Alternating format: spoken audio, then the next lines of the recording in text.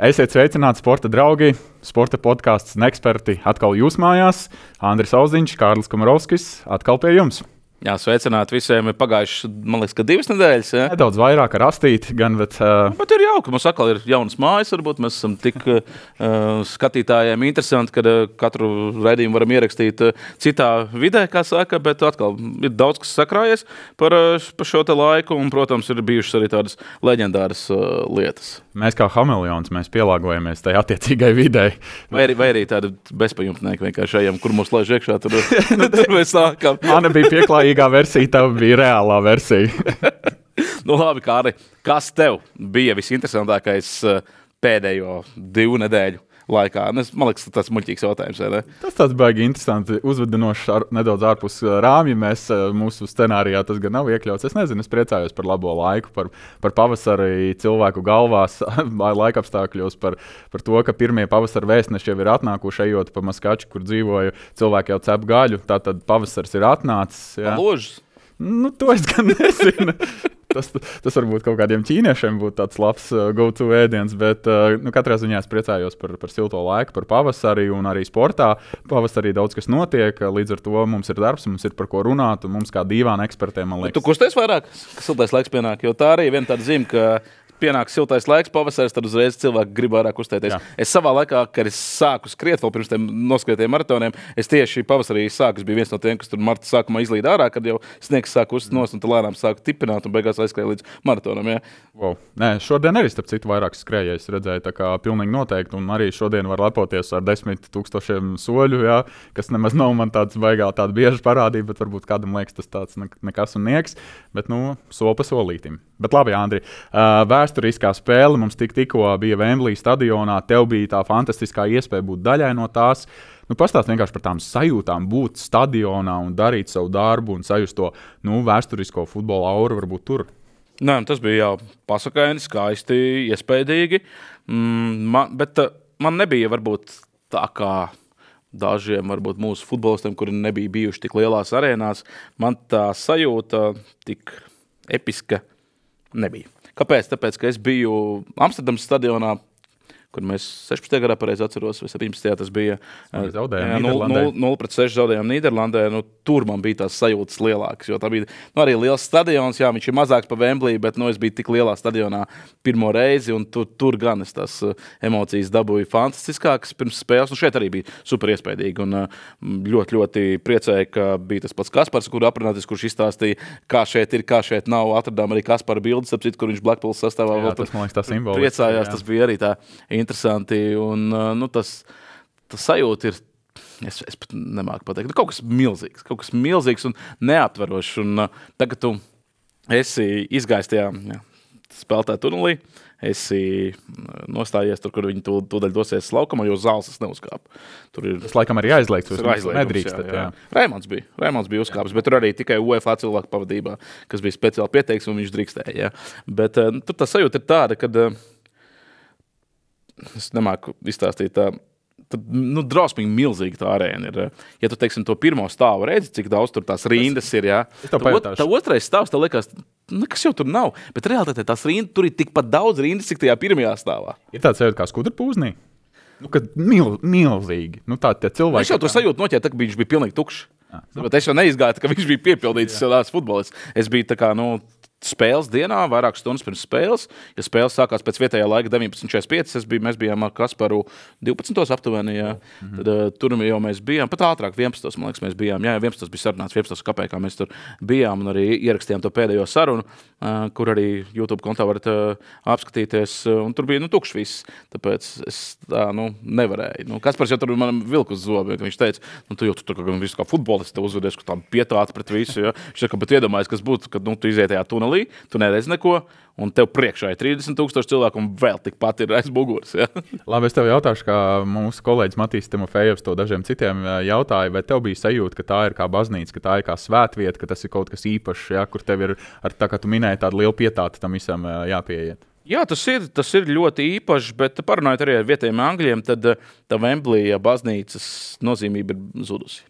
Viņa ir kārtīgi zudusi līdz ar tā vecā stadiona nojaukšanu. Jā, tas it kā esot, ka uzcelts jaunais stadions var arī esot tā bijis, bet kaut kā viņiem tas futbola templis, jā. Viņi, protams, uztur vēl tajā simbolismā, ka tā tas ir, bet nesot vairs tik izteikti. Tas iespējams saistīts arī ar to, ka tur ir ļoti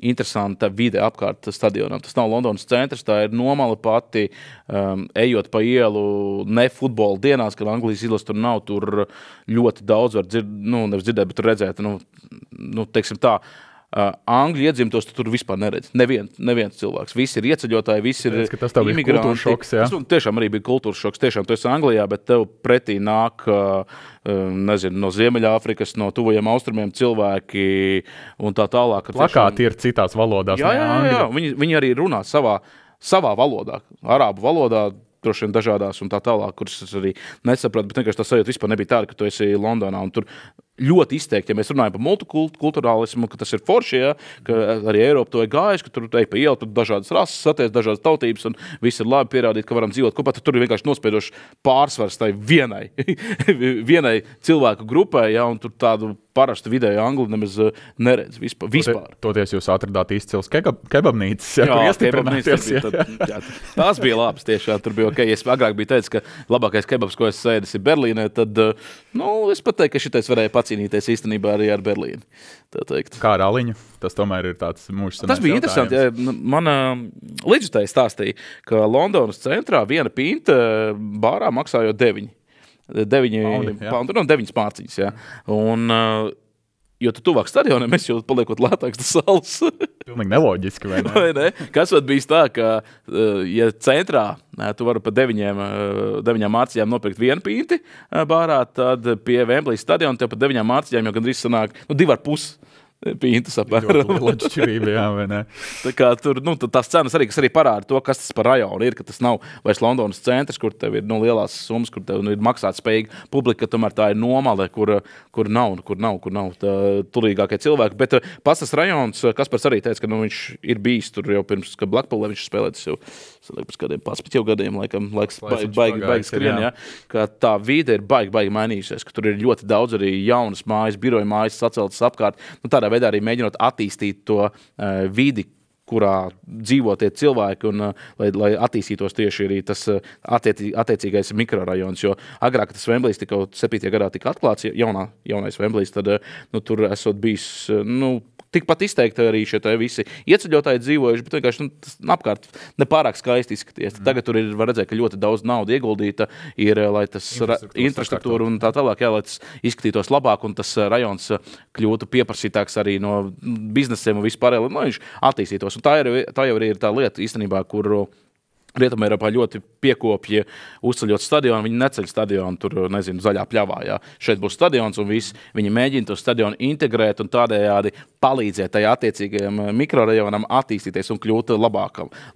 Un tad šeit arī tajā Wembley stadiona apkārtnē tur Angļi arī mēģina kaut ko tādu darīt. Un es teiktu, jā, varbūt pie paša stadiona tur var redzēt, ka tas ir tiešām izdevies, jo ir dārgāks mašīnas, var redzēt biznesmeņus, cilvēkus uzvalciņos, tur jaunās mājas, jaunie biroji sacelt, tā kā pie paša stadiona tur var redzēt, tur ir attīstījies un sanāk tā kā otrā pusē stadionam arī tur tas rajons izskatās tāds mūsdienīgāks un labāks nekā varbūt sanāk no ieejas puses skatoties to stadionu. Pirms īsi vēl pārējiem par pašu spēli, bet gribu pajautāt vēl, tu esi šajā milzīgajā stadionā, ja šie futbola svētki, futbola festivāls, tev kā komentētājiem, ir tomēr stresiņš tajā visā, jo tu esi profesionāls, tu savu darbu dari jau 11 gadus, un nav tā, ka tas tev ir kaut kāds pirmais šāda līmeņa, jā, tas mačs, bet tev bija satraukums, Andri?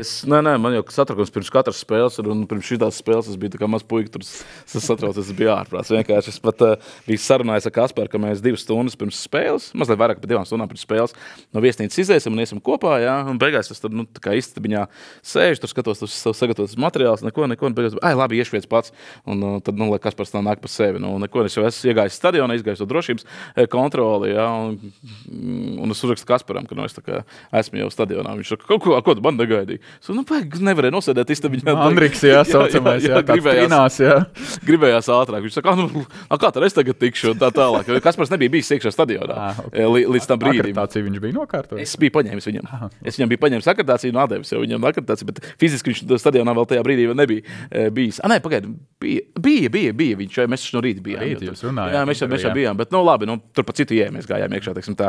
Un neko tas gāja atkal ārā, līdz viesnīcai, pie viesnīcas sagaidīja Kasparu, un tad normāli, kā sarunāts, arī gājām kopā. Bet, tas bija 2 stundas pirms spēles, mēs nonācām pie tās vietas, un tad, tu atkal tur skaties, lēnām piepildās stadions, un tā tālāk, tur jau ir informatori, tur jau cilvēki nāk iekšā, tur jau ir tas viss priekšnesums, kā saka, un tā, stāsta cilvēkiem arī skatītājiem par Latvijas futbolistiem, jo būsim godīgi, neviens anglis nezina, nevienu Latvijas izlases futbolistu.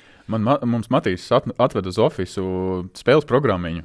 Kā žurnāls, fantastiska kvalitāte par un ap abām valstsvienībām, par vēsturi, par spēlētājiem. Man liekas, lūk, tā ir tā vienkārši kvalitātes latiņa, kāda ir uzlikta. Tur var redzēt, ka futbols Anglijā ir reliģija. Jā, tur viss kārtībā, augstākā pilotāža bija vienīgais, tur baigi interesanti. Esmu kāds 2 ciklus laikam pabraukājis, tā diezgan regulāri līdz Latvijas futbola izlasē sanāk, tur 16, 17 gads apmēram. Un Alaži vienmēr ir tā, UEFA atsūta tur preses konferences tikos, vienmēr ir precīzi noteikti treniņš tikos, pirmās 15 minūtes, ne vairāk. Tu drīksti būt interviju tajā vietā. Tur ir sarunāt ne pa labi, ne pa kreisi. Tu nevari nekur citur to darīt, kā tikai tur, kur ir norādīts. Viss vienkārši kāpēc grāmatas ir. Jā. Un tā tālāk. Tad šeit ar angļiem bija tā, es vienkārši nesapratu, kā tas var būt. Respektīvi, viņiem ir savi noteikumi, jā? Viņiem viss super, it kā precīzi noteikti tajā spēlē, kā saka, programmiņi viss ir augstākā līmenī. Jā. Bet pirms spēles iepriekšējā dienā treniņš. Preses konference Angļiem paredzēta 12:30. Mēs jau tur bijām ļoti agri, mums bija Kails Volkers jāintervē, mēs sēžam gaidām. 12:02 piebrauc Tuhels, pēkšņi no kurienes parādās. Viņš tādiem tā kā Anglijas taksometriem tam vecajām mašīnām pieveda, bet viņas, man liekas, bija pat elektriskās. Bet izskatās kā tās vecās. Ienāks, kurš iet preses konferences telpā. Es uzreiz skrienu lejā, cik sekundes pagāja, es nezinu, 7 sekundes apmēram, kopš Tuhels ir iekšā un es skrienu. Viņš jau runā. Viņš jau runā. Ir 12:02, bija paredzēts 12:30. Principā, ja tu esi žurnālists, kas atbrauc pusē vienos, tu esi nokavējis preses konferenci. Nē, stāsts jau vēl turpinās. Man nesaukšu vārdā, viens kolēģis vēl ir tajā preses konferenču telpā, bet ēd hotdogu.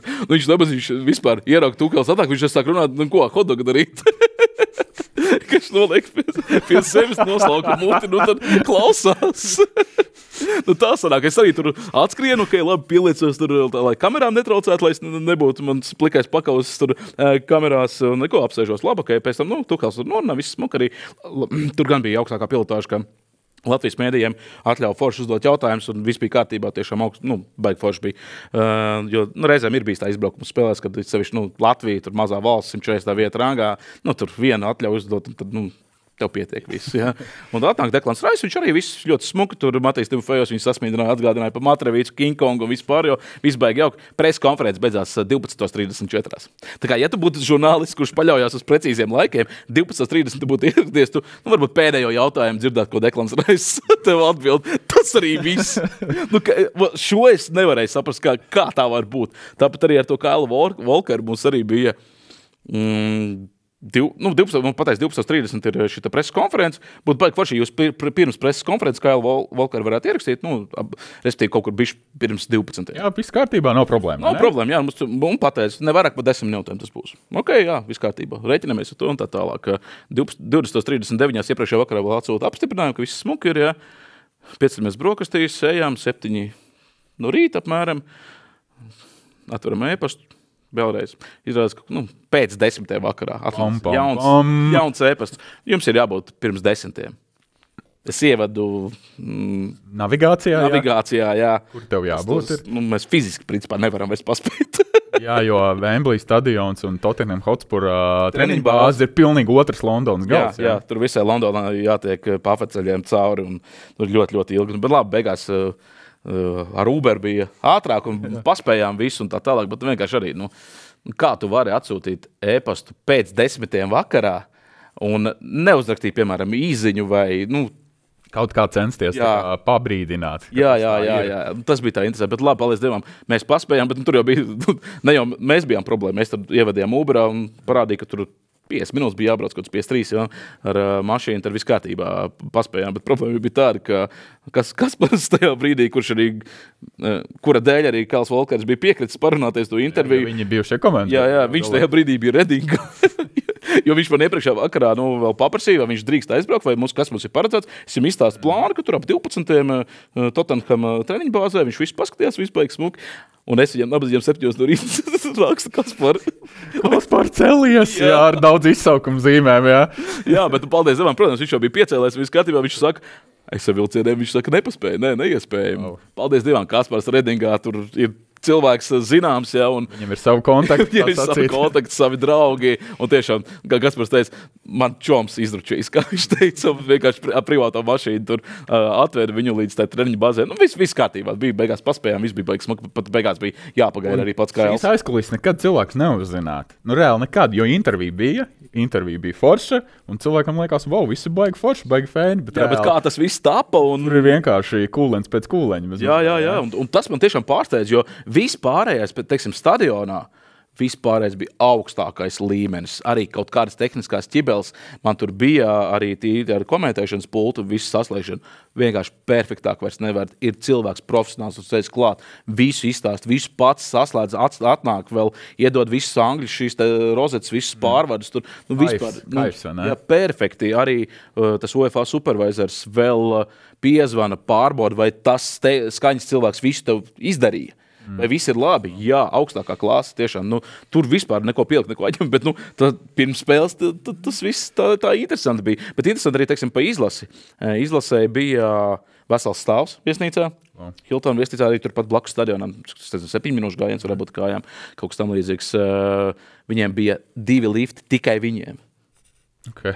Cik interesanti. Jā, nu tāda arī... VIP variants. Jā, augstākā klasa un arī viss tas, ko gribēja no mūsu izlases, teiksim, tur angļu mēdī, tur arī, viss ir augstākajā līmenī tiešām esot bijis ļoti, ļoti, ļoti jauki. Vēl nedaudz par pašu spēli, vai tu biji pārsteigts kaut kādā mērā par to, ka angļi nemaz tik viegli mūs neuzlauza, un viņiem diezgan tas prasīja laiku, lai atslēgtu. Laiku prasīja, bet cik viņiem epizodes bija? Viņiem bija daudz. Daudz bija epizodes. Uzslavas Krišjānam Zviedrim. Zviedrim, uzslavas Savaļniekam, uzslavas Jaunzimam, uzslavas, jo caur Rashfordu Maltu pirmajā puslaikā visu laiku tur gāja, tur bija drausmīgs slodzi šiem mūsu pieminētajiem malējiem spēlētājiem, bet tika jau pie tādām epizodēm angļi, tur Zviedrs un paši angļi vienkārši neveiksmi, bet forši, jā, protams, ka tas, ka mēs tik ilgi noturējāmies, tur tiešām Caparnos bija lepnis tiešām tajā brīdī, kad mēs līdz 38. minūtē. Jā, Rhys James arī fenomenāli klases parāda, vai ne? Turklāt, rēķinam, tas Rhys James, viņš arī bija izsalcis nenormāli. Viņam tā bija pirmā spēle Anglijas izlases pamatsastāvā 3 gadu laikā. Man kā Chelsea fanam var komentēt, ka viņš ļoti ar traumām ir cīnījies, un tagad viņš ir beidzot nedaudz ieskrējies, un beidzot sāk nedaudz atgūt to augsto klasi, kādu viņš rādīja tajā gadā, kad Chelsea Champions League finālā triumfēja. Jā, bet viņš saka, es teiksim, neesmu tas cilvēks, kurš malačismu te atbalsta, jā, pēc zaudētām spēlēm. Malači, jā. Jo sports ir sports, tomēr runa ir par uzvaru. Tur runa ir par uzvaru. Kā lai pasaka? Diemžēl, es varbūt tajā stadiona iespējā, tajā eforijā arī komentējot, varbūt mazliet pa saldu bija, ka pārāk varbūt saslavē mūsējos, 0-3 tomēr nebūtu tik daudz jāslavē, jā, bet tā reālā sajūta bija tāda, ka 2 citas klases tās bija, un būsim godīgi par uzvaru, mēs necīnījāmies nevienā brīdī. Ne arī līdz 38. minūtē. Ja Gutkovskis būtu iesits to momentu ap 20. minūti, ja nemaldos, tas, manuprāt, spēles gala rezultāti nebūtu būtiski. Cipariņas tikai mainīs, bet tas, kurš uzvarēs, domāju, ka... Jā, tur 1-3, 1-4 varbūt būtu kaut kas tam līdzīgs. Es tieši to saku, bet bet šī bija, manuprāt, tāda laba spēle arī tiem mūsu jaunajiem džekiem. Caparnos Nikolato sliedēm iedeva iespēju.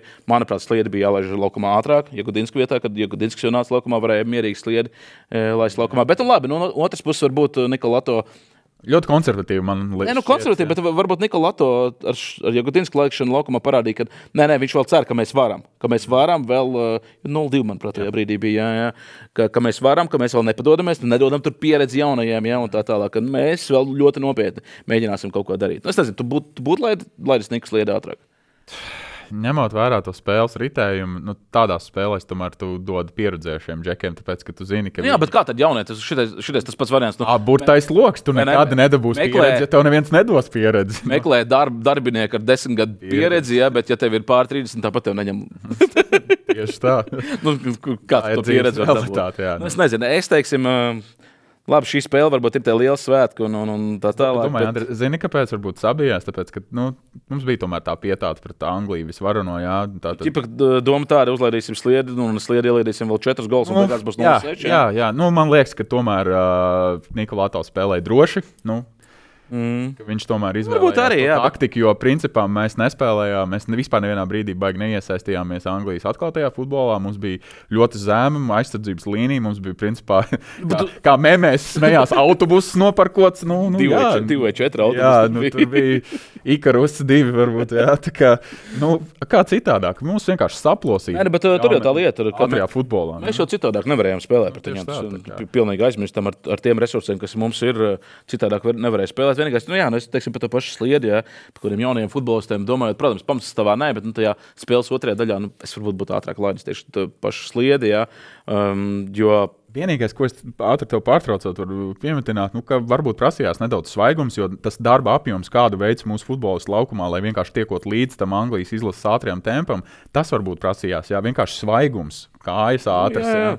Vienkārši, teiksim, tāds sliedi, tāds, kas neiznāca laukumā vāpenē, piemēram, tie ir mūsu jaunie džeki, kuri jāparāda. Un realitātē, kaut kādā pagājušajā ciklā, Nāciju līgā, ja mēs būtu blakus, piemēram, Černomordijs, ja ir mūsu labākais centra aizsargs, vai Tobers, labi, spēlējam 3 centra aizsargiem, Tobers, Černomordijs ir laukumā, un 3, piemēram, slieda, jaunais čals. Mēs būtu iepriekšējā ciklā viņu laiduši laukumā. Jā. Viņš šobrīd vairs nebūtu RFS. Protams. Es domāju, tādu čali savāktu momentāli. Viņam tikai jāparāda. Un būsim godīgi, aizsardzības centrā ar tādiem parametriem, tur vajag cīņas par, kas ir viņam, spēles izpratne ir viņam, viss viņam ir.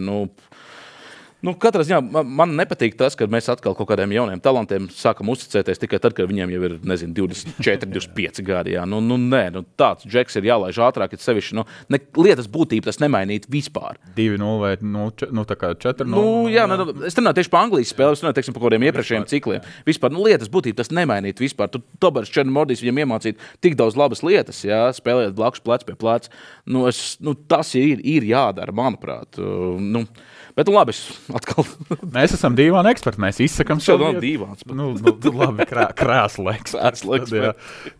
Vēl īsts ķecerīgs jautājums, pirms mēs pārējām uz nākamo tēmu. Vai kāds no mūsu futbolistiem sevi pierādīja tam, ka viņš ir gatavs pārējai varbūt ne uz Premier League, bet uz Championship, piemēram?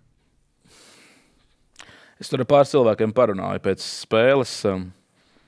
Tas konteksts bija tāds, ka diemžēl no tās izlases, kas bija laukumā, kad tur cilvēki neredz pat League One, ka varētu spēlēt. Wow, pat tik vedīgi. Diemžēl. Tādi vārdi bija. Tiešām tādi vārdi bija. Es, protams, tur varu oponēt, ja Jānis Ikaunieks ir meistars, viņš mierīgi varētu spēlēt, bet ja tā padomā, ziniet, īstenībā Jānim būtu tādā futbolā, kādu spēlē tādā League One un Championshipā, varbūt arī nav tas futbols īstenībā Jānim tur piemērots, bet no otras puses, ja tā paskatāmies, Černomordijs varētu arī spēlēt tādā League One vai Championshipā. Es domāju, ka viņš varētu spēlēt, bet tā, protams, ir cita pozīcija. Tur Antonijs ir cīnītājs un viņš tur kaut ko izdarīja. Bet vai viņi ņemtu? Viņi noteikti neņems, jo Antonijam ir 28 gadi. Vairāk iespaidīgi spilgti atvērīgi. Protams, es lobēšu kuldīgi. Nē, cepar nos pirmo spēli. Tādā līmenī. Pret Andoru viņš, manuprāt, te izcili nospēlē. Andoru tiešām tur nebija ko vispār piesieties. Pret Angliju bija, kur piesieties, bet arī viņš ir izglāba.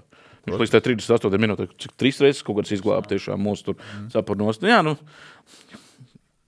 Grūti tā spriest. Varbūt pietrūkst Krišānim auguma parametri. Iespējams, lai šādā līmenī spēlētu tādā Anglijas līmenī. Iespējams, ka pietrūks mazliet auguma parametri. Atletisms viņam ir teicams. Kas ir Matrevicam, Rikardam, bet Matrevics iepriekšējā ciklā, diemžēl, savu iespēju neizmantoja, manuprāt, un to arī treneri. Kļūdas diezgan. Teiksim, tas šeit ir tā, ka salikt kopā abi divi īpašības mums būtu super augstākās klases vārdsargs.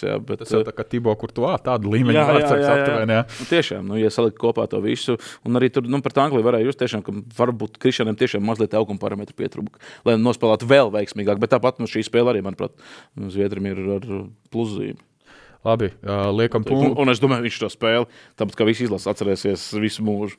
Tādā atmosfērā, wow. Neatceros, kur dzirdēju, bet dzirdēju tādu faktu, ka jau aptuveni pirms spēles jau mūsu izlases futbolisti jau esot iekšienē runājuši, ar ko kraklē mainīsies. Tas jau vien pierāda arī tādu, ka tomēr kādu respektu mēs rādījām pret šādu zvaigžņu. Varbūt par lielu. Jā, varbūt par lielu tiešām, ka tur nevajadzēja kaut ko šitādu domāt. Es gan nepamanīju to, ka tāda attieksme būtu, tad mazliet arī sanāca parunāties. Nē, nepamanīju, kad šāda attieksme būtu. Bet varbūt, iekšienē varbūt komandas tiešām tā arī, ka kāds varbūt kaut ko tādu darīja, gaidīja un tā tālāk. Bet, tā nav varbūt tāda labākā zīme, lai no otras puses, viņi taču arī ir tikai cilvēki. Viņi ir tikai cilvēki, un tā bija pirmā reize, un varbūt arī vienīgā reize vispār. Dzīvē, iespējams. Tām attiecīgajā futbolistam vispār pret Angliju kā tādu spēlēt, jā. Labi, paldies. Liekam punktu futbolam, pārējam uz basketbolu. Ir notikusi Eiropas čempionāta fināla turnīra izloze. Mēs, kā Latvija... Es skatījos tiešraidē. Mēs skatījāmies, tu gribēji teikt. Tālāk bija, tu biji to televizoram pielīdz. Jā, man bija tā kā publikācija jāveido, jā. Bet tā tad Serbija mūsu apakšgrupā, Turcija, Čehija, Igaunija un Portugāle. Starp citu, Kārlis to visu nosauca no galvas, tajā lapā nav rakstīts. Viņš jau ir iemācījies no galvas. Tieši tā. Ja ļoti gribētu, varētu mēģināt atcerēties, kuros datumos ir, ar kurām valstīm. 27. bija par Turciju pirmā spēle, un 6. septembrī bija Serbijas, pareizi atceros. Ja? Labi. Man tā liekas. Nemērīsimies krāniņā šoreiz. Bet... Nē, bet es pārējās nezinu, nav ne jausmas. Es atceros, par Turciju bija sākām, un Serbija bija 6. man liekas. Jā, varētu būt, tā bija pēdējā. Lūk, bet no tā, ko mēs iepriekšējā raidījumā modelējām, potenciālos variantus, tu jau tur vairāk modelēji. Nenāvis. Skaidroji, kur tur komanda ir baigi labā. Jā, Tu esi priecīgs, es saprotu tā, ka mums vienīgā komanda, kur mums tā kā paveicās, bija no pēdējā groza, ka mēs dabūjām Portugāli, nevis Zviedriju. Jā, principā. Jā. Pārējās viss reāli spēcīgākais komandas, kas varēja būt. Ja?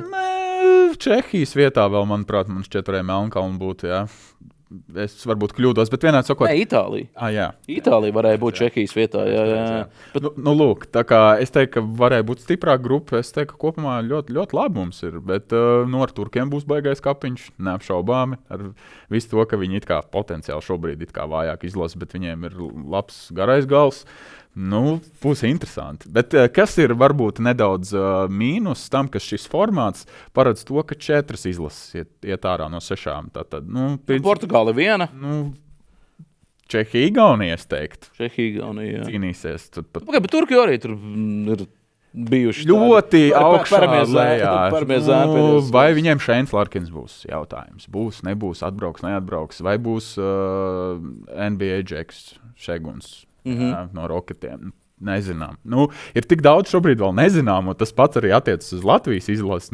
Vai būs Kristaps Porziņš? Kaspars Ciprus teica, es nespekulēšu, es netaisos iekāpt šajā... Vēlreiz šajā purvā. Nezinām, priecāsimies, ja būs, bet neko neapsolam. Jā, tā kā tas atstāja kaut kādu vietu tomēr spekulācijām. Būs vai Kristaps nebūs, bet... Es domāju, ka tas, ko Ciprus ļoti labi pateica, šis ir mājas čempionāts. Un es domāju, ka tas papildu motivāciju neprasa spēlētājiem. Un es domāju, ja būs tā iespēja visiem labākajiem būt, viņi arī būs.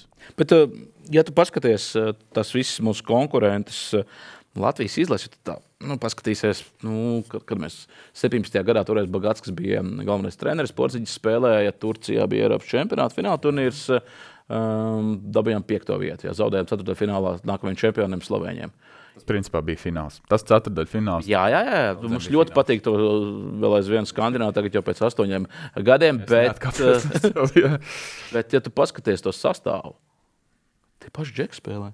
Nav tā, ka mūsējie, teiksim tā, šai paudzē būtībā tas ir pēdējais, kur var izšaut. Jo, kas tad ir nācis labu? Kā tur bija toreiz Janičenoks? Viegls Smilts Tīmam Jānis bija un otrs Jānkas Strelnieks, kurš arī ir beidzis. Jā. Bet kodols... Pārējie visi ir tie paši? Jā. Kā ir ar tās citu komandu sastāviem? Tur nav tā, ka mūsu viena no vecākajiem un jāsāk jau par to domāt? Tīt kā jau mums ir tie daži relatīvi jaunāki gados, kas nav varbūt tur 30, tur 25, 26, bet tas super, tas mūsu top līmeņu čaļu. Jā, Dāvs Bartāns pār pa 30 gadiem, Porziņam pār pa 30, Dairim jau ir cik jau daudz, jā, kā kapteinim. Dairis 89, Dāvis 92, Porziņš 95. Tā kā, jā, bet tas varbūt nav slikti, jo ko tas dod? Tas dod pieredzi komandai. Un es domāju, ka šai izlasē ir pieredze. Es baidos par to, vai mēs neuzkāpsim uz tā paša grābekļa, uz kuru mēs uzkāpam olimpiskā kvalifikācijā. Ka mums likās, mēs esam mājnieki, mēs esam neuzvaram, mēs esam uz viļņa. 2 sliktas spēles. Turnīrs mums, mēs neaizbraucam uz Parīzi. Šajā formātā jau mazliet tur tas... Nedaudz vieglāk tas vieglāk ir tās atrunas, ka tu tiešām tu pat var atļauties varbūt tādas 2 sliktas spēles tajā apakšgrupu turnīrā un tā patiks ārā. Pat nevis kā 4. bet varbūt kā 3. varbūt, vai 2. Jā. Protams, ka tev jau ir izdevīgāk, ka tu esi augstākā pozīcijā, respektīvi, jo tu potenciāli vājāku pretinieku it kā dabū pretī. Bet, piemēram, futbolā mēs esam pieredzējuši tīpaši vecajā Champions League formātā, ka it kā pirmās 2 vietas kvalificēja. Un tur pirmā iziet no grupas Manchester City, otrā Madrid Reāls, nemāku vairs runāt, Madrids Reāli, respektīvi, un tad tur ir jau tur kaut kādā astotdaļfinālā jau milža cīņa. Es neizslēdzu, ka tāda iespēja arī var būt šeit, Eiropas čempionātā. Jā. Bet man vairāk tiešām par to lietu, kad varētu būt tāds pēdējā iespēja šeit paudzē, un tur, diemžēl, kā ir vienmēr bijis Latvijas sportā, kad pārdeg. Jā. Tāpēc es teicu, ka es esmu, ja godīgi, diezgan nobežījies par šo visu. It īpaši ņemot vērā to kontekstu, kāds bija pagājušajā vasarā ar olimpisko kvalifikāciju. Kad šķita, ka tev taču tribīņiem ir jānes uz priekšu, tev ir mājas sienas, tev ir džeki raujās uz izlasi. Jā, mums nebija optimālais sastāvs, jā, to mēs piekritīšu, bet šeit arī nav izslēgts variants, ka mums būs kaut kādas traumas, ka nebūs mums pieejami vislabākie, ko tad mēs darīsim.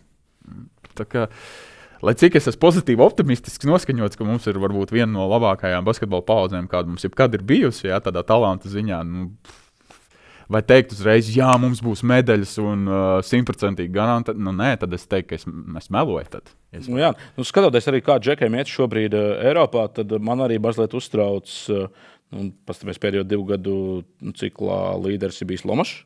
Jā, Lomažam nemaz tik labi neiet. Viņš atpakaļ atnāca uz to Vāciju, nav saraustīta. Jā, tur Turcija ilgi netika pie līguma, aizbrauc beigās uz Turciju. Jā.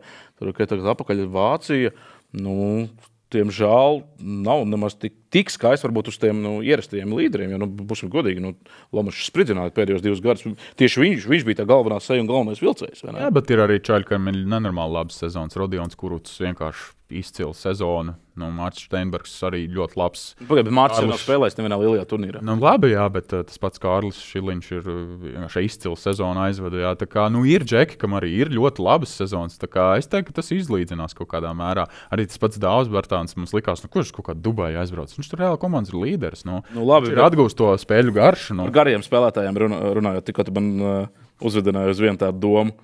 Tā, tagad Eiropas čempionāta fināla turnīrs Rīgā. Mums ir Kristaps Porziņš vesels, jā. Viņš pievienojas izlasē. Mums ir Andžejs Pašačņiks, mums ir Kārlis Šiliņš un Klaus Čavars. Kurus atstāt un kurus nē. Jā. Tu pats zini, kādas ir bankai attiecības ar Andžeju. Cik viņš izcils? Pagaid, nopietni notiks atkal tā, ka mēs paņemam Azerbaidžānas līgas spēlētāju Čavaru un nepaņemam līdz ACB un Turcijas augstākās līgas džekus. Jā, tā var gadīties, jā. Kāds sakars? Mēs neesam treneri, mēs daudz ko nezinām. Varbūt ir kaut kāda zemūdens akmeņa. Kārtējo reizi bankai viņam ir sava sistēma, viņam ir savi sistēmas spēlētāji, un viņš ir ļoti tādā ziņā, man liekas, stingrs. Pagaid, man līmenis ACB, Turcijas augstākā līga no Azerbaidžāna. Un iepriekš Japānas 3. Andžejs līga. Bija tikko starpsezonā soli no NBA, jā, ar Milwaukee. Tūlīt parakstīs, jā, beigās tur it kā nojuka, jā. Atceroties vēl, kā Andžejs nospēlēja mājas spēlē pret Serbiju toreiz kvalifikācijā. Viņš vispār, kā bija bijušais Porziņģeri karākais spēlētājs. Jā, Marjanovičs. Viņi izslēdz vienkārši no spēles, izģērba. Obana. Jā, vienkārši, jā. Viņš tur tajā spēlē parādīja to, ka viņš ir izcils. Jā. Viņu neņem uz tevi finālu turnīru. Tagad arī, ja atvaino man atkal Klaus būs priekšā Pasačņikam, es šito nesapratīšu. Un es, man liekas, nebūšu vienīgais, kurš to nesapratīs. Kas ir tāds milzīgs tomēr iztrūkums, jo mums tie talanti viņi ir, bet nav tik daudz. Ir Artūrs Strautiņš, diemžēl viņam ir operācija un viņš nebūs. Krustens, vai ne? Jā, tā kā... Nav neviens mums tāds turnīrs, ka mums, bet labi, tas ir bumba, ir apaļs, sports, traumas ar visiem. Nav mēs tādi vienīgie čīkstuļi, kad mums nebūs tur vislabākie vai ko, bet cīnīsimies. Un es domāju, ka nestoties uz to, ka mēs esam piesardzīgi, mēs tomēr esam viena no turnīra favorītiem vispār kā tādi. Vai mēs nepārdegsim, tas ir atkal jautājums katram pašam, vai katrs pats mēs atbildam šo jautājumu, kā tad mums veiksies. Mēs esam tik augstajā rangā, kāpēc mēs bijām otrajā grozā? Mēs tur visu laiku par to runājam, ka, tur kvalifikācijā mums neko nevajadzēja, bet mums ir jāuzvar, lai tiktu augstāk tajā rangā un tā tālāk. Bet tāpat mums neko nedara, mēs otrajā grozā. Pārējās pirmā groza pretinieces bija augstāk par mums rangā. Pagaidā Spāniju mēs uzvarējām abas reizes. Labi, bet viņi... Franciju mēs pasaules kausā arī uzvarējām. Jā, Andri, bet nav jau tā, ka pēc viena cikla tur tas reitings visu laiku tā mainās. Tev ir jau iekrātie reitingu punkti. Viņi ir bijuši augšgalā cik gadiem. Nē, es jau tik tā vienkārši, ka baigā jēga nebija. Tā baigi. Vislielākos. Jūs arī to FIBA sistēmu neizpēt, jo parasti tā, ka mainiekus ieliek pirmajā grozā automātiski. Parasti tā notiek. Teiksim, arī, ja skatāmies volejbola čempionātus, arī to pašu pludmales volejbolu, tā tālāk, vienmēr ir tā, ka tu mainiekiem iedod automātiski pirmo grozu, vienalga, kaut viņi ir 539. reitingā un ar valdu kārtu spēlē. Jā. Viņš tāpat vienmēr ieliek pirmajā grozā, jā, un viņš to ielauzē pirmajā grozā. Kāpēc FIBA tā nedara? Es to īsti nevaru saprast. To paskaidrošu.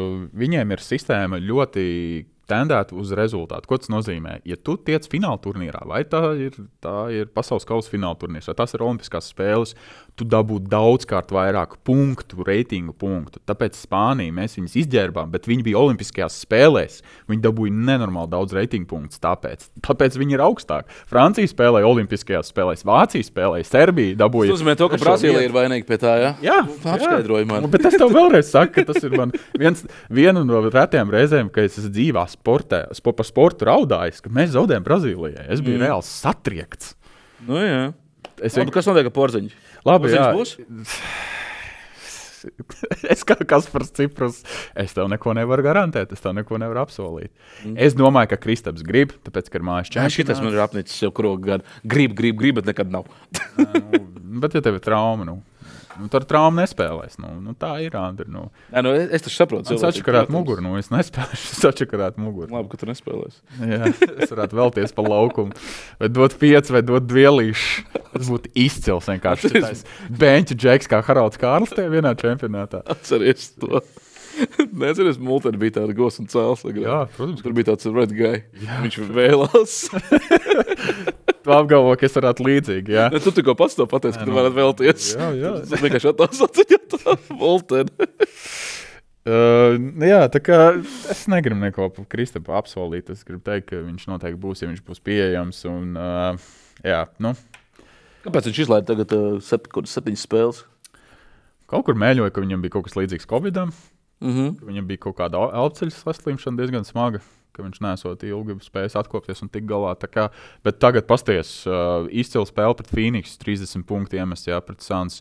Tikpat labs, stipri līdzīgs mačs pret Sacramento Kings. Es domāju, ka Kristaps sāk kārtīgi ieskrieties un pirms play-offa Bostonai viņu labā formā un ar veselību. Es domāju, ka viņi ar vienu ir viena no galvenajiem titulu pretendentiem. Paši galvenajiem. Sezonu to saka.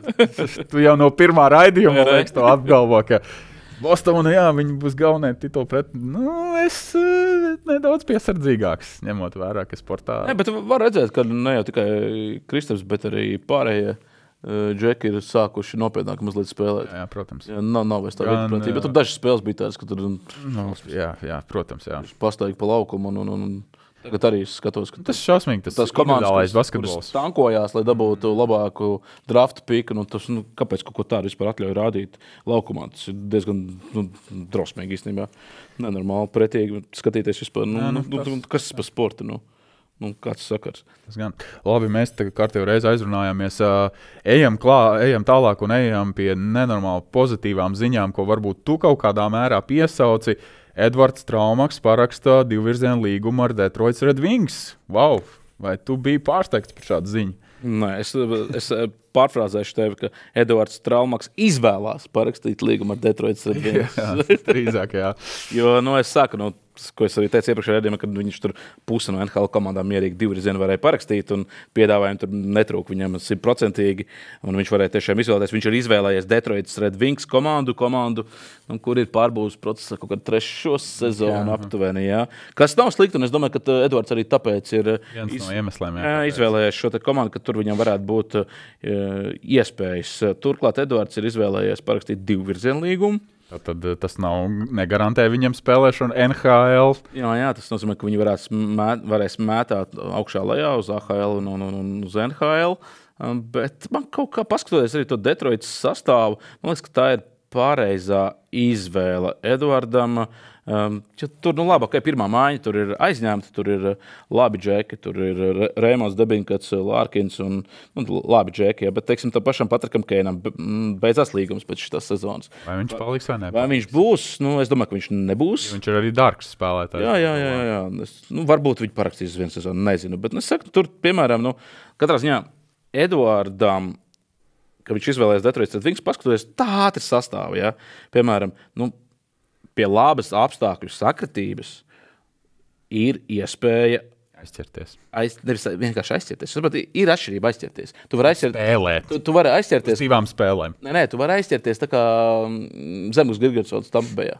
Viņš zina savu lomu, 4. mājiņa, 8 minūtes spēlē. Jā. Perfekts loms. Jā. Viņš ideāli spēlē, viņš to ir sapratis savā karjerā, viņš arī to visu dara. Jā. Es runāju par šo, ka Edvards labas apstākļu sakritības rezultātā varētu aizķerties kaut kādā 2. varbūt maiņā. Wow, tas ir ļoti skaļš jau. Es saku, tu vienkārši tie hokeisti priekšā, viņi ir labi līmeņi džeki, bet 29, 30 rezultātivitātes punkti, jā. Tas nav nekas. Un tev nāk komandā Čehijas ekstra klases rezultātīvākais pamatturnīrs spēlētājs. Jo šeit ir tā, ka, piemēram, es drausmīgi negribētu. Un tas ir stāsts arī par Balceru un visu pārējiem arī tādiem labiem hokeistiem, tas pats arī Daugaviņš un tā tālāk. Es negribētu, lai Traumaks aizbrauc uz NHL, spēlē 4. maiņā pa 8 minūtēm laukumā, katru reizi izlacot laukumā, kādas 2-3 spēku paņēmienus uztais un uzreiz lec nost, un viņa maiņa ir beigusies. Jā. Nedaudz demoralizē tevi, vai ne? Jā, tad labāk, lai viņš paliek Čehijā vai Šveicē. Jā. Kā es arī teicu, ka Hitils, piemēram, kurš bija tur arī 70 punktus Čehijā, savāds aizgājis Šveici nākamajā sezonā, nevis uz NHL. Jā.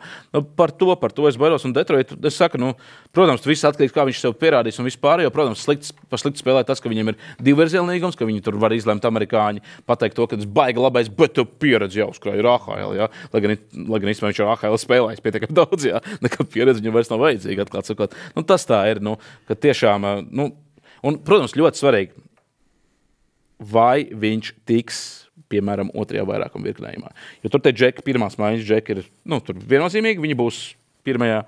vairākumā, jā, tad ir, vai tiks viņš pie 2. vairākuma, kas atkal ir atslēga, lai tu dabūtu punktus. Ja tu dabū punktus, tad automātiski amerikāņi tevi mīl. Ja amerikāņi tevi mīl, viņi tev iedod līgumu ar lielāku naudu, un tālāk tu vari nostiprināties. Ja. Domino efekts. Līdzīgi varbūt arī kā Uvim Balīnskim. Viņš gan aizsargs ir, bet, manuprāt, Uvs ļoti labi sev pierādīja, un paskat, viņš ir pamatsastāvs spēlētājs. Uz vienu brīdi jau izskat. Labi, tur dopinga čalis komandas biedrs viņam drusku parīja, un tad diskvalificēja un tā. Bet varbūt mēs tur viņam pakacinājām, lai viņš piebērām kādu pulverīti. Bet, starp citu, Edvards Traumaks viesojās pie kolēģiem Lotāra Zariņu un Ulvi Brožas, un tiešām fantastiski atklāts bija par ļoti daudziem jautājumiem, un es biju patīkami pārsteigts. Edvards vienmēr tāds bijis, viņš ir super labs komunikācijā. Tiešām viņš nekad nav baigis slēpts, viņš ļoti atklāti ir runājis, un viņš ir interesants tiešām arī mēdījiem un visiem pārējiem. Tas man patīk. Varbūt Amerikā tas varbūt viņam kādreiz mazliet iegrauzis ir īstenībā, ka viņš ir tik atklāts, jo amerikāņiem tomēr patīk vairāk varbūt līdz galam baigi nestāstīt. Bet līdz ar podkāstu ēru, kad podkāstu arī Amerikā šobrīd ļoti, ļoti slaveni, tad arī tās standarta frāzes amerikāņi ir mazliet izskāvuši un arī daudz atklātāk jau sāk runāt par tām lietām. Bet, ja paskatāmies pirms kaut kāda laicīga, kad Edvards, piemēram, vēl spēlēja AHL, Pitsburgas farmu klubā, Bostons atvainojos. Jā, Providence. Providence Bruins viņš bija, protams. Jā. Nu, tad vēl tur nebija tik populāri arī tie podkāsti, un tur varbūt arī tas kaut kur patraucēja, varbūt kādreiz, vai arī nesatēja, ka viņš vēl spēlē. Jā, iespējams. Bet interesanti, ka sarunā podkāstā devītnieks Edvards teica, ka viņam bija tur saruna ar savu Ziemeļamerikas aģentu un par kādiem potenciāliem klubiem, kur ko kā. Viņš teica, nekādā gadījumā Boston man iedod duns mugurā, no sērijas, pārfrāzējot viņu teikto. Jā. Nē, tajā komandā es noteikti negribu spēlēt. Tas ir interesanti. Lai gan Bostonā arī būtu izdevīga. Viņam īstenībā šobrīd pārbūves process ir, viņš tur ir bijis, viņi tur zina, jā, bet rekur ir, ja šādi, tad ir forši. Un šāds te, kā pasaka, attieksme no Eduarda, tad arī, tas nozīmē to, ka Bostonā viņš iespējams arī vairs nekad nebūs. Jā, pat ja viņš iedomājas superzvaigznes NHL jau, un visi viņu grib, tad iespējams, ka nē. Es varu stāstīt, ka vienkārši viņam bija ļoti daudz traumas, un komanda atteicās ar viņu noslēgt, pagarināt, lai viņš varētu vēl vienu operāciju uztaisīt, un principā, pameta viņu. Jā. Es atceros, kā viņam tur gāja. Tur jau arī viņi bija runājis. Šo visu info zināju. Starp citu, mēs noreklamējam Lotāru podkāstu. Pareklamējam mūsu jau tagad. Jā, lūdzu, neeksperts klausāties. Abonējiet, mēs priecājamies. Šitādi jāmēram, tu liks, kaut kur tā. Jā, lai cilvēki spiež īkšķīti un abonēt podziņu. Tā kā mēs priecājamies par tiem cilvēkiem, kas mūs klausās. Labi, Mums ir arī skauģi. Paldies jums, skauģi. Tas mums arī priecē un palīdz kaut kādā mērā. Labi. Edvards būs nometnē. Tas ir skaidrs. Bet nometnē tūdaļ pats sākās. Skaļākās ziņas šeit ir tāda, ka Roberts Bukarts nebūs, vai ne? Jā. 2017. gada pasaules čempionāta kapteinis, ja pareizi atceros, vai 19. gads tas bija? Viņš bija kapteinis, jā. Viņš bija kapteinis, bet man liekas, ka 19. gadā viņš bija vairs. Labi, tad, ja mēs pārējām par hokeja izlasi, vai mēs varam sadalīt tos spēlētājus kādā tādā, blokos, jeb tādās sarakstos, kuri ir bez maz vai imunitātu garantējuši, vai tie ir mūsu NHL hokejisti, ja viņi ir pieejami, tad viņi tiešām būs, kas ir tāda pelēkā zona, varbūt. Protams, NHL hokejisti, ja viņi tur brauc, viņi noteikti garantējuši, ja Daugaviņš ir garantējis 100%, taču beidziet. Tātad Edvards Traumaks ir garantējis, jā? Es zinu, ka preskonferencē Vitoļiņš un Daugaviņš teica kaut ko citu, jā, un tā, bet taču būsim normāli, jā. Nesmītināsim viens otru, jā. Tieši tā, ja tur nebūs trauma, tad Kaspars brauc un tur viss kārtībā, tāpat arī Traumaks un tā tālāk, jā. Tad pelēkā zona. Tur pat 3. un 4. maiņa īstenībā varētu būt diezgan interesanti. Jo mums ir vairāk hokejisti, kam labas sezonas Čehijā, kam labas sezonas Slovākijā ir, jā. Tāpat Somija, Zviedrija, Vīndrašs, piemēram, manuprāt, arī viens no tādiem spēlētājiem, kas ir bezmaz imunitāti iegūs, viņš noteikti, piemēram, būs sastāvā. Vīndrašiem ir pielietojums, protams, un tā, bet... Vai Rudolfs Balcers, piemēram, būs? Pilnīgi droši. Ja viņš ir vesels, tad, protams, ka viņš pilnīgi droši būs. Bet es domāju, ka tur varētu būt arī kaut kāda pārsteiguma pāris, 1-2 spēlētāji izvēlēs, jo paskatāmies, ka kopš arī kaut kāda Tamperes 2022. gada, man liekas, tas čempionāts bija Tamperē. Nē, iepriekš, ka Tamperē bija vēl. Neatceros. Man liekas, bija 22. gads kaut kas tam līdz. Bet ir kaut kādi pēdējie čempionāti, vairāk jau bijuši tādi, kur tiešām mēs paņemam 1-2 spēlētājus bez pasaules čempionāta pieredzes, lai mēs viņus mazliet parādītu. Jā. Un ir jau bijuši baigi forši, tas pats Ločmēls ir atrādīts, jā, bet Ločmēls arī bija 2. maiņas spēlētājs. Man čempionāta noslēgumā tur viss ir kārtībā, jā, bet esam arī...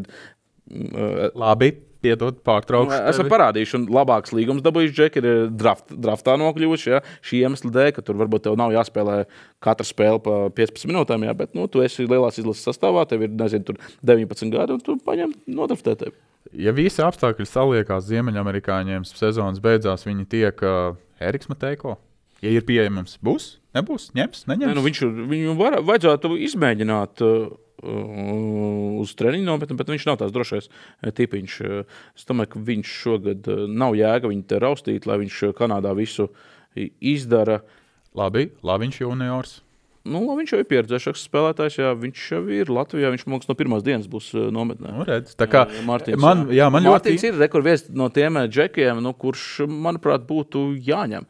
Jo viņš arī viņu var izmantot kā centrs, jā, labais nulles tvēriens, tādu džeku mums vienkārši nav. Jā.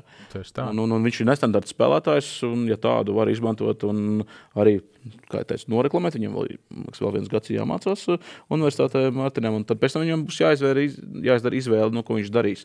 Tagad, ņemot vērā, ka viņam tā NCAA karjera ir pietiekami normāla, tad es pieļauju, ka viņš dabūs arī pēc universitātes absolvēšanas kādu divirzienu līgumu. Bet tev nav tāda pārliecība, vismaz es, cik arī tagad par tiem hokeja jaunumiem interesējos un kaut ko dzirdam, ka man tāda sajūta, ka tas sastāvs šogad būs krietni labāks nekā tas bija pērn Slovākijā. Vismaz man tā kaut kā iekšēji tāda sajūta ir radusies. Jā, viss kaut kas var mainīties.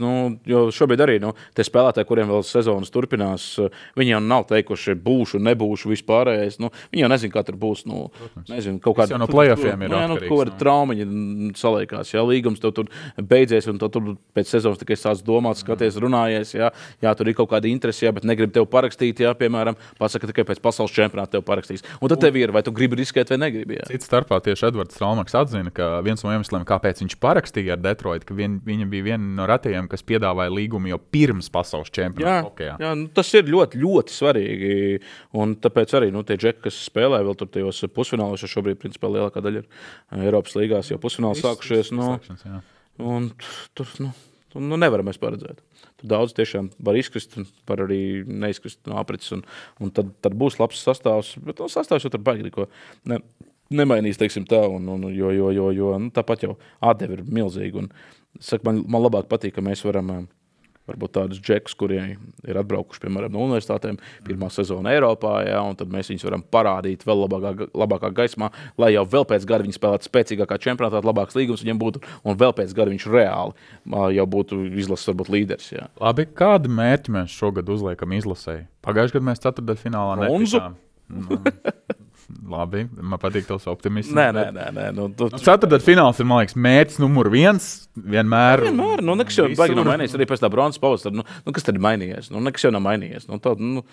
Kā mēs cīnāmies par to ceturtdaļfinālu, tā cīnāmies. Pēc tam skatāmies tālāk. Sagādājam brīnums, kā 23. gadā sagādājam. Baigi forši. Bet nekas jau nav mainījies. Jā. Un turklāt arī, būsim godīgi, mēs to bronzu izcīnījām, tāpēc, ka agresoru valsts arī nespēlēja. Mazliet vieglāk bija izcīnīt, jā. Nebija ne Krievija, ne Baltkrievija. Mēs spēlējām savās mājās, un šoreiz mums tas nospēlēja par labu. Viss ir kārtībā. Protams, džeki, tas nemazina viņu tiešām sasniegumu. Viss tur ir smuki, bet ja mēs tā skatāmies, tāpat jau arī būs šogad. Mēs cīnīsimies par ceturtdaļfinālu. Ceturtdaļfinālā skatīsimies tālāk. Kas būs, kas nebūs. Man ļoti žēl Kristers Gudļevs, kurš tikko izkrita no Vācijas kausa. No Vācijas čempionāta un sezona fantastiski, kā labākais vārdsargs, bet diezgan ātri jau, diemžēl, sezona pabeidzās, nespēja neko ķelnē likt pretī, diemžēl, un sezona beigusies ir Gudļevskim. Tev ir, atkal, regulārajā sezonā tev viss labi klājās, sākās play-off, cits hokejs. Tas viens, un neviens jau nav pasargāts no traumām. Tur aizvadīt izcilu sezonu, un viens neveiksmīgs kaut kāds brīdis, un viss čušs, Viens neveiksmīgs brīdis arī mūsu nākamajā tēmā bija un čušs Paulam Jonasam. Atceramies pagājušo gadu Vācijas Grand Prix, kur viņš tā sabojāja savu plecu, ka gandrīz pusgadu viņš bija ārā, vienkārši tagad ir, kā saka, komandā, viņš atpakaļ, un kaut kāds ātrums saka parādīties, man liekas, Paulam. Es tieši gribēju par Paulu parunāties, jo tev bija iespēja ar viņu aprunāties, un cik vismaz es skatījos to sarunu, viņš staroja, viņš bija ļoti priecīgs, ka viņš ir, kā saka, Rūpnīcas komandā ticis, un labi, varbūt... Atkal ir Rūpnīcas komandā. Jā, varbūt tas sezonas ievads nav bijis tik veiksmīgs, bet tomēr nav slikts, un viņš ir arī kļūst par tēvu. Tas arī daudz ko viņam dzīvē mainīs. Ko varbūt vēl viņš tādas interesantas atziņas tavā sarunā ar...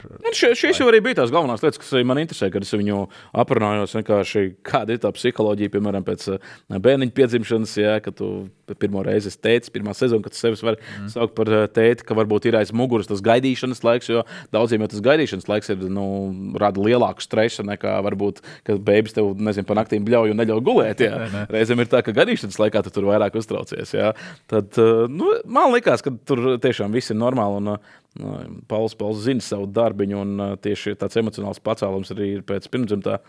sagaidīšanas. Un to viņš arī parādīja pēdējā posmā atkal tur stabili sešniekā. Jā, bet Paulam, es zinu, arī tās tomēr sportiskās ambīcijas vienmēr ir bijušas top līmenī, jo viņš būsim godīgi, viņš ir top līmeņa braucējs. Labi, es redzu, ka viņam jau pagājušajā sezonā, kad viņš izcīnīja pirmo reizi to uzvaru Grand Prix posmā, ar to Hondas komandu, kas nav rūpnīcas komanda, viņš jau toreiz arī, kas viņu runāja, tad viņš arī pateica, ka viņš ir mazliet apzinājies savu līmeni, teiksim tā, ka viņš, protams, ir viens no labākajiem braucējiem pasaulē, bet viņš vairs neskrien pa galvu, pa kaklu, teiksim, tur sienā, mēģina salauzt to sienu. Nē, tā viņš vairs nedara, viņš daudz prātīgāk to dara un stabilāk. Viņš grib tieši stabilitāti no sevis, un pagājušajā sezonā jau tā stabilitāte bija fantastiska, īstenībā līdz tai traumē, Protams. Un tad šeit, ja mēs skatāmies, ja Pauls turpinās braukt šitādā līmenī, tur top 5, top 6, tur sezonas beigās var būt arī top 3 kofertējumā. Tas bija mans cerīgais jautājums, vai ir reāli ņemot vērā, ka viņam ir laba komanda, ka Pauls brauc labi šobrīd. Paldies Dievam, nav nekāda problēma. Paulam patīk, ka Fevre ir priekšā, ka viņš ir izteikts pirmais numurs. Un viņš ir otrais. Viņam pagaidām patīk šitais dzirdziņš. Jā. Viņam tiešām patīk, un tas arī mazliet atbildību noveļ no viņu. Viņš var braukt tajā savā jaunajā Paulā Jonasā, kurš vairs tik drausmīgi neriskē, kā viņš bija ierasts riskēt iepriekšējās visās komandās. Bet viņš sarunā ar tevi tomēr atzina, ka viņš netaisās baigi apgriezienus samazināt līdz ne jau lēnu pēkšņi sāk braukt. Vienkārši, ja paskatāmies, neskrienam vairs pa galvu pa kaklu. Pauls ir super līmenī, un viņš to līmeni mēģina turēt. Viņš neriskē. Viņam bija kritieni tramplīna lēcienos kādreiz bieži. Atceramies, Skriemels salauzis. Viņš ir šausmas. Likās, ka karjera jau beigusies un visām tām riskantajām apdzīšanām, ar ko viņš vienbrīd bija slavens. Tagad ir daudz mierīgāk, bet viņš to līmeni ir savu video pacēlis vēl augstāk. Un ar to savu līmeni, kuru, ja viņš var noturēt, tad lūdzu, tas ir top 5, top 6 reizēm piedestāls. Un tas ir ļoti labi. Un ar to, ja tu esi tik stabils, sezonas griezumā, tu tiešām vari pacīnīties arī par top 3 kopvērtējumā, jo tie džeki, kas brauc priekš, viņi ir daudz ātrāki, bet viņi arī riskē daudz vairāk, un viņi daudz biežāk izstājās. Un tad automātiski, ja tu turpini braukt pa savu 3. vietu, pa savu 4. 5. vietu, lūdzu, tu tos punktiņus var savākt vairāk. Tādā veidā. Un tā stabilitāte, manuprāt, Paulam ir tāda laba zīme pēdējās sezonās. Tu uzskati, ka šajā sezonā kādā posmā Pauls noteikti var pārsteigt, patīkami pārsteigt, izšaut? Varbūt, ja neuzvarē, tad uz piedestāla noteikti būtu. Mēs to varam gaidīt. Piedestāls būtu jāprasa. Motocross fani, no Jonas būtu jāprasa viens piedestāls vismaz šajā sezonā. Es domāju, ka vairāk būtu jāprasa Paulam un Janam. Ja tu mūs klausies, tad tev ir uzdevums. Šajā sezonā. Jāprasa. Ivana eksperti pieprasa tev. Paulam, man liekas, tas arī būtu vajadzīgs. Tīri arī psiholoģiski pēc tās traumas, pēc tā pleca, viss, kas viņam tur jauns metāls stienes ir rokās. Dievs, tur vienkārši katastrofa, ka viņam tur jāguļ ir speciāli. Ar kaut kādiem spilveniem viņš tur liekot speciāli. Tur diezgan interesanti. Bet kas interesanti, ka viņš tavā sarunā ar tevi stāstīja, tu viņam jautāja, vai ir kaut kāds papīrs no vācu ārstiem, kāpēc tā situācija, bet viss ir noklusis, kā teikt. Protams, viss ir noklusis. Un iespējams, varbūt tas ārsts vairs nestrādā motokrosa sacensībās, kurš varbūt tieši fiziski to lēmumu pieļāva. Bet tas arī viss, tā teikt. Labi, vēlam tātad Paulam iebraukt piedestālā vai izcīnīt uzvaru. Domāju, ka šodien liekam punktu. Paldies tev, Andri. Paldies arī skatītājiem, klausītājiem. Un tiekamies jau pēc kāda laiciņa. Paldies jums. Atā!